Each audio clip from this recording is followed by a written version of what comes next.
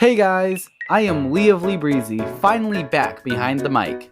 Now, first things first, I'd like to apologize for my absence. You know, after my last review half a month ago got released, I started to wonder if what I was doing had any true value to my life. I mean, the videos weren't doing as well as I hoped, and I got accepted into college, and it was probably time to stop destroying random videos made by kids for internet clout. But then I realized, good or bad, these videos had some substance to them. I mean, they had to with all the views they were pulling in. And besides, I do like taking in-depth looks into these things. I enjoy reviewing these videos because the gacha community truly is a fascinating artifact that always seems to catch my interest, for better or worse.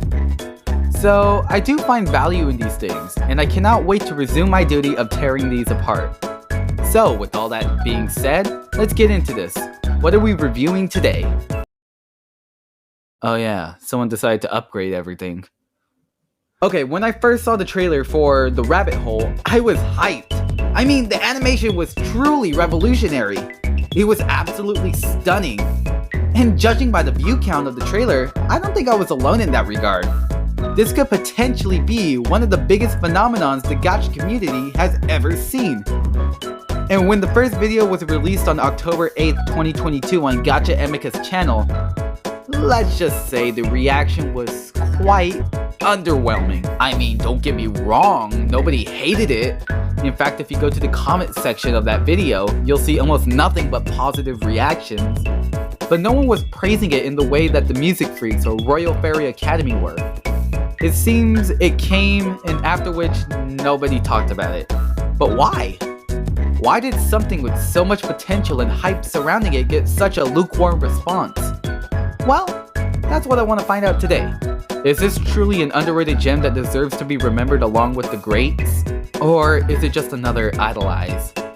Let's stop wasting time and finally talk about the first episode of The Rabbit Hole, Replacement.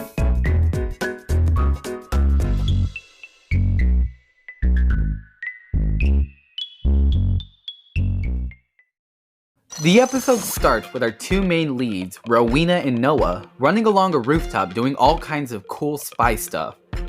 And let's just get this out of the way, the animation is just as advertised. The animation is probably among the best in the gacha community, only rivaled by that standout fit-in music video from a few years back. It's absolutely amazing how far gacha animation has come, and I give Gacha Emika a full 5 stars in that department. And with that, let's get into my first problem with the episode, the voice acting.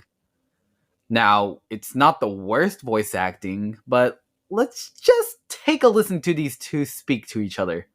Notice any quality differences? Do you see anyone, Noah? Nope, not up here. Great. I'm going up there to try and find out what's going on. You stay put. Come on! How come you get to run around, kicking butt and having all the fun, while I sit outside and wait? Waiting's no fun. Now, I'm sure this was completely out of Emika and even the voice actor's control, but that doesn't make it any less distracting. Also, sometimes the deliveries are a bit off. Oh, so you don't like to cooperate. Well, You then, couldn't why do another come take in of the that? first place? After Rowena and Noah break into the building they were looking for, they find a jewel and Noah retrieves it by doing 6 spy moves. Rowena, not liking the fact she was shown up, attempts to do the same but sets off the alarm, causing Noah to have to blow up the building.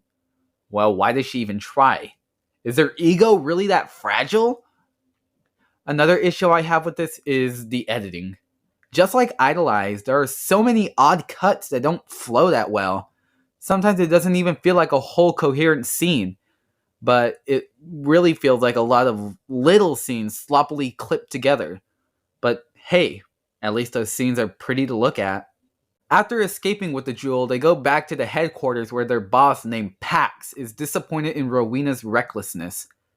Now, I'm sure Pax's voice actor is a nice person and probably has better work under their belt, but boy, his voice acting is not good in this. Well, I'm not really surprised. This isn't good.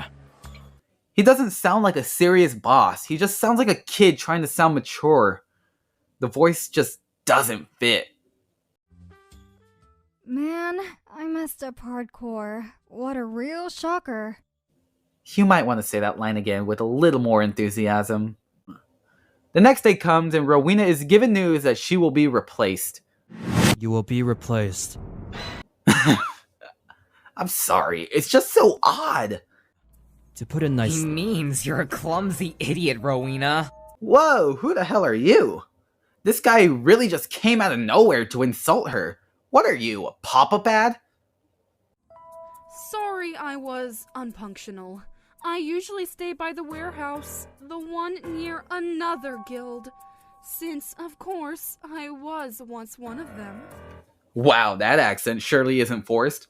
What was she even going for here? Oi, mate!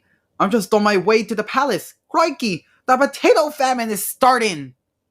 Rowena starts making empty promises to her boss, and Noah chews her out for it. Maybe it's that she's better than you? Wow, that's low. Even for you. But I feel it this time. She can't be trusted. I'm not jealous, Baka! It's not like I like you, okay? After Rowena lays out her jealous rambling, she and Noah decide to walk home when Rowena hears something suspicious. The heck was that? Only one way to find out. The sound moved the ground. How did Noah not at least feel it the first time? They decide to follow the noise, and of course it turns out Rowena was right to be suspicious of Annabelle. And it ends with a building exploding and Rowena and Noah contemplating on what to do.